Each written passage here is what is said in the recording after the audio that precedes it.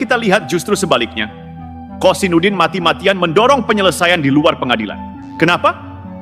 Karena ia tahu tuduhan itu rapuh. Mereka tidak punya bukti kuat, hanya narasi yang digoreng di media sosial. Kalau kasus ini masuk pengadilan, semua kelemahan akan terbuka. Semua propaganda mereka akan runtuh. Jadi lebih aman bagi Kosinudin untuk terus menggiring opini publik, menciptakan kebisingan politik, dan berharap citra Jokowi tercoreng. Tapi cara ini hanya mempermalukan dirinya sendiri. Publik semakin cerdas. Orang tahu mana kritik yang berbasis data, mana yang hanya fitnah politik. Isu ijazah palsu sudah lama kehilangan kredibilitas.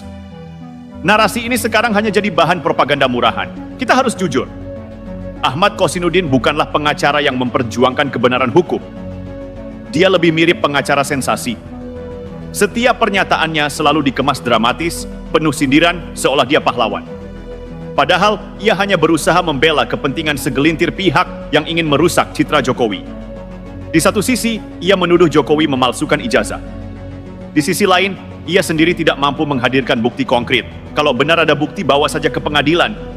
Tapi itu tidak pernah terjadi. Malah dia mengajak publik percaya pada opini, bukan fakta.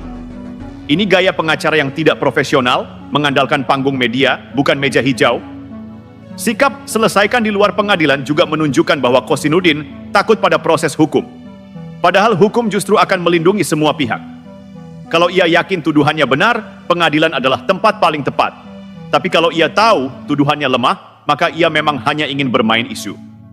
Sebagai warga negara, Jokowi berhak membela diri. Ia berhak melaporkan orang-orang yang menuduh tanpa bukti, karena fitnah adalah kejahatan.